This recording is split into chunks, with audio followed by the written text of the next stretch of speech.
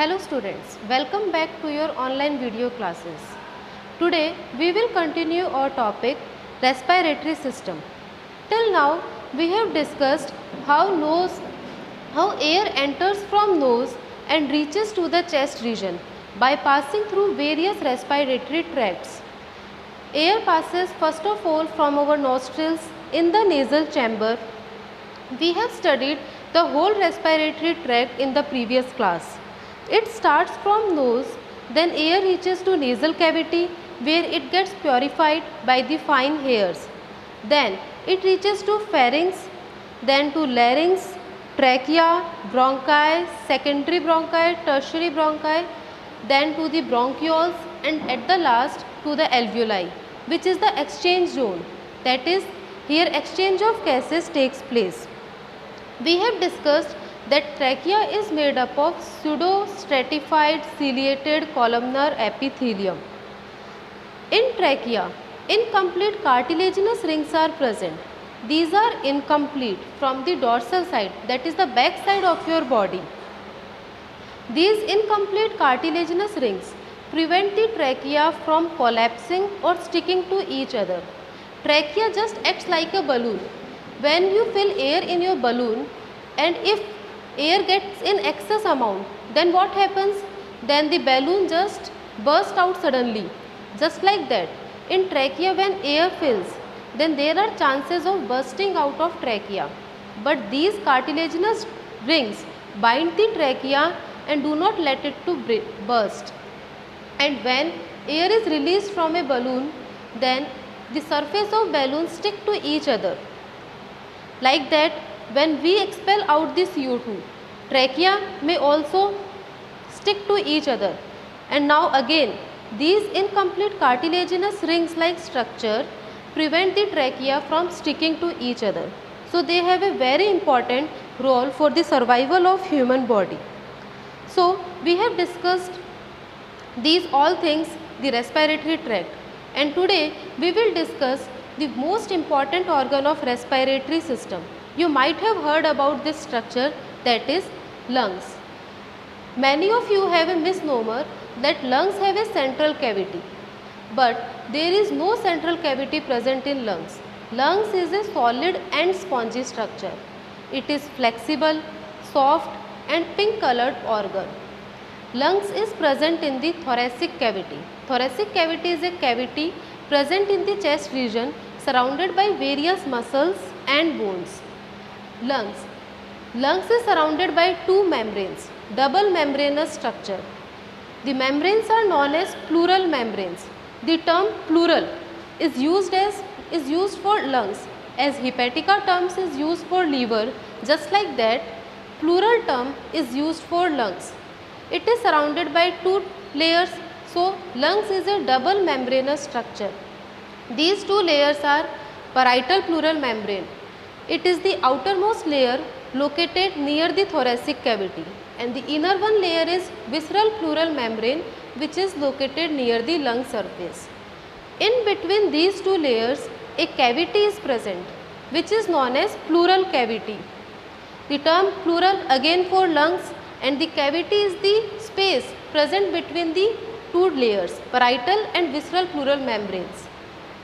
And in the cavity, a fluid is present, which is known as pleural fluid, a fluid which is present in the lungs. In between the membranes of the lungs is pleural fluid. It reduces the friction during the contraction and expansion, that is during the breathing. It reduces the friction between these two layers. Then, one special point of lungs is that muscles are not present in lungs. So, now you will think, then how it contract or expand and how we can increase its volume, then fill air in it. So, for these activities, lungs uses the muscles which are present just near to the thoracic cavity.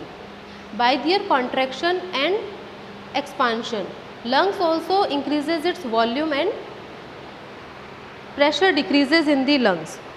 So, the muscles which are involved in exhalation and inhalation are first of all diaphragm. Diaphragm is located just below the lungs. Its shape is dome like. dome-like shape is like this. In the relaxing condition, the structure of diaphragm is just like this. It decreases the volume of lungs and increases the pressure. When volume decreases, then pressure increases, because for any gas PV is always constant. If P increases, that is pressure, then volume decreases. The product of pressure and volume will always remain constant. Then when diaphragm is in the dome-like structure, then volume decreases and pressure increases, and in this condition we expel out the harmful gas CO2. And when contraction takes place in the diaphragm, then it becomes flat. From dome shape it becomes flat, then volume increases, and when volume increases and as PV is constant, then partial pressure of gases in the lungs increases. So when volume increases, then pressure decreases and air flows from high pressure to low pressure. So we take oxygen with other gases from atmosphere to our lungs. There is a negative pressure in the lungs at that time when diaphragm is contracted. One another muscle, that is the intercostal muscles. Intercostal is a term which is used for the ribs. The muscles present in the ribs are known as intercostal muscles, which also helps diaphragm in inhalation and exhalation. This was all about the mechanism of respiration, that how lungs contract or expand and how we take the air inside our body. This condition of lungs, that muscles are absent and there is no power of self contraction and relaxation, this power is known as sucking lungs. This condition of lungs is known as sucking lungs. Now the structural and functional unit of lungs is alveoli. Approximately 30 million alveoli are present in each lung. Inner surface of alveoli is known as simple squamous epithelium. So inner surface of alveoli is a single layered. Here simple means single layered. Squamous denotes the shape of cells. It is square like. This is a very thin layer by which gaseous exchange takes place. Now lungs is present on left as well as on the right side of your chest. So there are one pair of lungs. The right side is smaller in length than the left one. So left one is longer, but right lobe of the right side of lung is broader and heavier than the smaller one. Generally, the lungs of men are heavier than the lungs of women. You can see the position of lungs as well as the various structure which we have studied till now in the figure 2.5 and 2.6 in your textbook. Each lobe of lungs, the right side lung and the left side lung, are divided into many lobes. Left lung is divided into 2 lobes and right lung is divided into 3 lobes. These lobes are further divided into subdivisions and then into several blocks. The branches of bronchi, arteries and veins are present in these blocks. So we have studied that diaphragm is mainly responsible for exhalation and inhalation in the lungs, and intercostal muscles helps in this. Now there are 2 levels of respiration.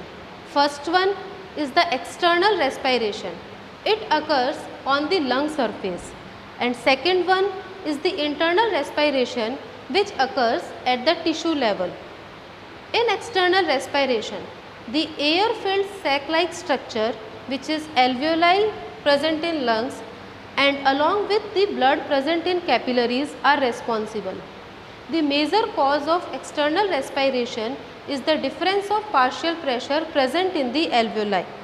The partial pressure of O2 is greater in the alveoli, and as you know, gases moves from high pressure to low pressure. So oxygen moves from alveoli to the blood capillaries, and here comes the deoxygenated blood, in which oxygen is in very little amount and CO2 is abundant. So in blood capillaries, CO2, the partial pressure of CO2 is greater, so it moves from blood capillaries to lungs and further expelled out of your body. Partial pressure is the contribution of a particular gas in the total pressure. Then comes the second level of respiration, that is internal respiration, in which diffusion of gases takes place between blood capillaries and tissues. In external respiration, it was between alveoli and blood capillaries. In internal respiration, it is between blood capillaries and tissues. In blood capillaries, when it carried oxygen from the lungs, then in internal respiration, oxygenated blood reaches to the tissues. The partial pressure of oxygen is greater in the blood capillaries. So, oxygen moves from blood capillaries and finally reaches to the place where oxidation of oxygen takes place, that is the tissues. But CO2 is produced by the cells of tissues by the various metabolic activities.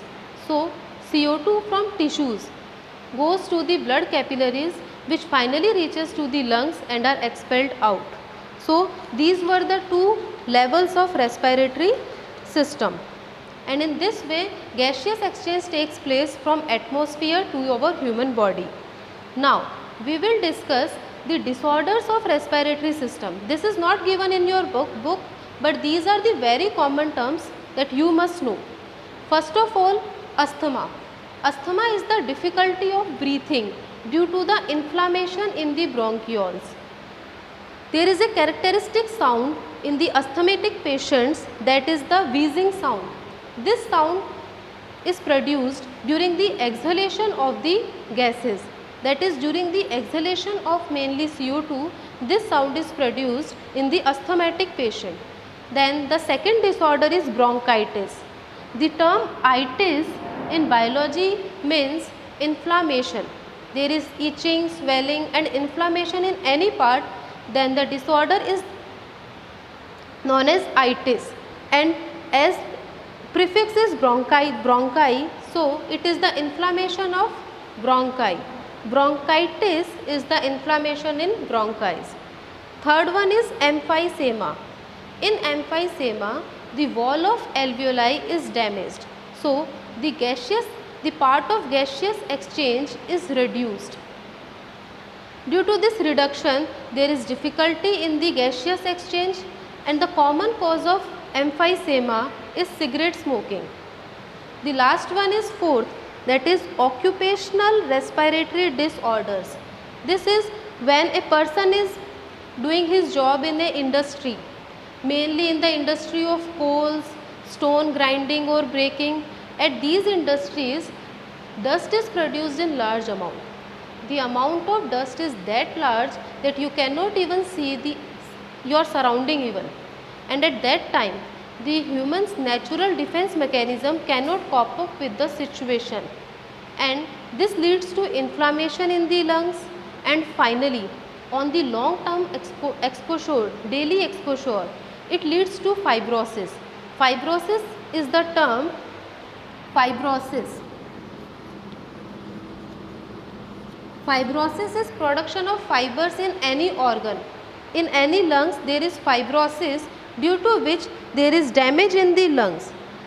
At that time the worker should wear the protective mask, and as you know, by nowadays everyone should wear protective mask to protect themselves from the infectious disease of COVID-19. So, till now we have discussed the two important systems of human physiology. First one was digestive system, in which we studied how with the help of various enzymes complex food substances are converted into simple forms which our body can absorb. And in the second system, we have studied the transportation of the gases, the formation of energy in the form of ATP.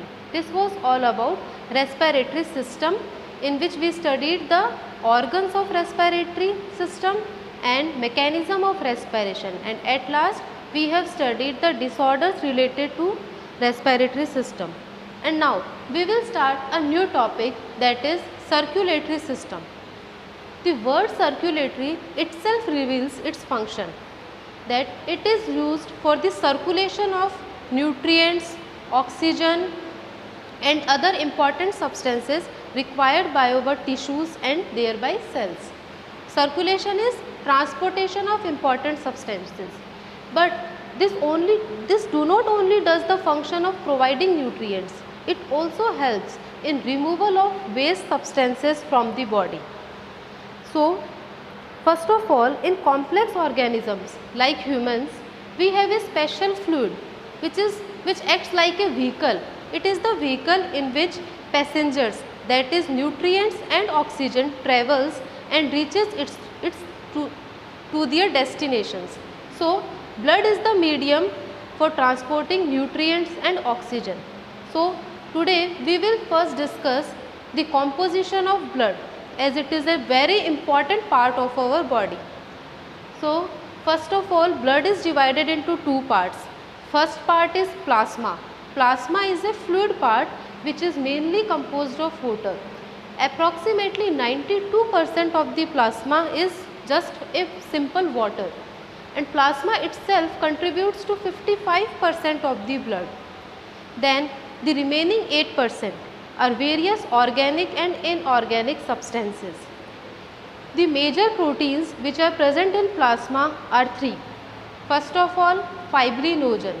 Fibrinogen are present in plasma which helps in blood clotting. Blood clotting is when you get injured, then blood flows, but after a while you see that there is a reddish brown scum-like structure in the place of blood. That is the clotting of blood or coagulation of blood. In this, fibrinogen helps. Second one is albumin. Albumin helps in osmotic balance. Osmotic balance is the balance of concentration of ions in the plasma. Third one is globulin, which helps in defense mechanism. Defense mechanism is protection. Protection of our body from various foreign particles, bacteria, viruses, parasites. This was all about plasma. Then comes the second composition of blood, that is solid part of blood, blood cells, also known as blood corpuscles, which are about 45% of the blood. The first part of blood cells is RBC. You all must have heard this word RBC, but this is also known as erythrocytes. The word cyte denotes to the cells and the word erythro denotes to the red color of these cells. RBC is red blood cells, and this red blood and this red color of this RBC is due to the presence of hemoglobin. Hemoglobin is a protein in the blood, complex protein in which iron is also present. In a healthy individual, we must have 12 to 16 grams of hemoglobin in every 100 ml of blood. In RBC, nucleus is absent. Of all the blood cells, RBC is in abundant amount. In maximum amount, RBC is present. Then the next cell is WBC. WBC is the white blood cells. These are not white in color, but they have no color. So these are known as white blood cells. Leuco. These are also known as leukocytes, in which leuco term is used for colorless and cytes, as you know, denotes to the cells. Then WBC plays a main role in providing immunity, that is the power to resist the infections. WBC is divided into two parts. First one is granulocytes, the cells in which granule-like small structures are present, in which acidic or basic or neutral substances are present. Second one is agranulocytes, in which granules are absent. There are 3 granulocytes and 2 agranulocytes. First granulocyte is neutrophils, which is maximum in amount. Second one is basophils and third is eosinophils. Neutrophils helps in phagocytosis. The term is phagocytosis. Phagocytosis is basically cell eating. These neutrophils eats the content, the foreign particles, then destroys it by its various chemicals. Then basophils secrete some chemicals which helps in maintaining the blood pressure. Third one is eosinophils, which resist the bacterial infections and protect our body from various diseases. Then comes agranulocytes, in which two cells are present, monocytes, which are present in blood. When these monocytes mature and gets differentiate, then they move from blood to tissues, and in tissues they are known as macrophages. So it's just like that monocytes mature and becomes macrophages, which also does phagocytosis. Phagocytosis is eating the foreign particle by using various enzymes. Then comes lymphocytes. Lymphocytes are present in blood and it also helps in improving our immunity. Total 3 types of lymphocytes are present. First one, B lymphocytes, then T lymphocytes, and then natural killer cells. B lymphocytes. B lymphocytes is responsible for the production of antibodies. Antibodies are also a protein which helps us to destroy the antigens. Antigens are any foreign particle or its harmful substance. Then comes T lymphocytes. T lymphocytes provide us the cell mediated immunity, in which when any organ is transplanted, that is, for example, as kidney is transplanted, then our body recognizes that transplanted organ as a foreign particle and acts towards it, starts to destroy it. T lymphocytes recognizes that it is a foreign particles, and that's why when any organ is transplanted, we have to match the blood group, we have to match the tissues of donor and receiver, and generally the family relatives, sisters, mother and father are used for the organ transplantation. T lymphocytes is basically responsible for the rejection of transplanted organ. Then comes natural killer cells, which also helps in destroying the foreign particles. Then the third type of cells, blood cells present is platelets. Platelets are also known as thrombocytes. These are the cell fragments, not a particular cell, just a fragment of cell. These are approximately 3 million in per mm cubic. Mm cubic is the millimeter whole cube. It is the unit of volume, just like liter or milliliter. Nucleus is absent in platelets, just like RBC. So in WBC nucleus is present, but in RBC and platelets nucleus is absent. Platelets mainly helps in blood clotting, that is, it converts a fluid part of blood into a scum. If number of platelets are reduced, then it leads to the excessive loss of blood from the body, which is very harmful. So this was all about today's class. We have studied the lungs, mechanism of respiration, disorders of respiratory system, and started our new topic, circulatory system, in which we studied the blood. And in the next class we will study the functions of blood. Thank you.